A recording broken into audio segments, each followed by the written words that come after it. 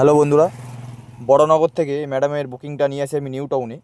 আর madam new টাউনের booking করেছেন, fair দিচ্ছিল 518 টাকা। আমি দেখলাম আর দেখে অ্যাকসেপ্ট করলাম, ম্যাডামকে গিয়ে পিক আপ করলাম বড়নগর থেকে। আর বড়নগর থেকে পিক আপ করে নিয়ে চলে আসলাম নিউ টাউনে। আর আস্তে আস্তে ম্যাডামকে আমি বললাম যে ম্যাডাম, গাড়িতে ক্যামেরা আছে, পুরো ভিডিওটা রেকর্ডিং হচ্ছে, আপনি ফেসবুকে দেখতে পারেন। ফেসবুকে আমি পোস্ট করি। তো ম্যাডামকে বলার পর ম্যাডাম আবার সার্চ করে ফেসবুকে চেক করলো, বললো হ্যাঁ ঠিক আছে, অসুবিধা নেই।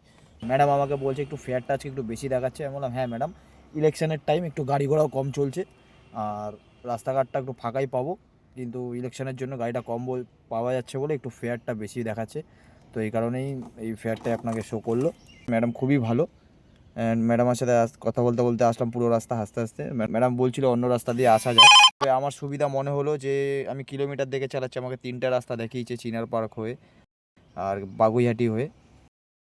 তো আর আমি আমি সাজেস্ট করলাম, আমি যেটা আপনার কেষ্টপুর আর সল্টলেকের যে খালপাড় রাস্তাটা আছে, ক্যানেল সাইড রোডটা, ওইটা দিয়ে আমি ম্যাডামকে নিয়ে আসলাম। ম্যাডাম তাই বলছে একটু দেরি হয়। আমি বললাম না ম্যাডাম, আজকে একটু ফাঁকা আছে তাই একটু তাড়াতাড়ি দেখাচ্ছে, আর কিলোমিটারটাও কম দেখাচ্ছে। এতটা ডিস্টেন্স 19 কিলোমিটার রাস্তা, ওনার সাথে কথা বলতে বলতে চলে আসলাম।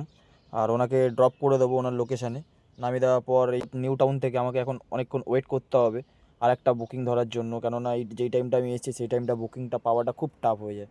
তো এর জন্য এখন এই ওয়েট করতে হবে আমাকে, ওয়েট করে একটা বুকিং নেবো। আর কোথাকার বুকিং পাচ্ছি সেটাও আমি তোমাদেরকে দেখাচ্ছি। আর এই ক্লিপটা বন্ধুরা তোমাদের ভালো লাগলে তোমরা একটা করে লাইক করো, আর যারা নতুন দেখছো তারা চ্যানেলটাকে ফলো করে দিয়ে যাও। আর এরপরে আমি আবার একটা নেক্সট কন্টেন্টটা তোমাদেরকে আমি নেক্সট পার্টে দেখাচ্ছি।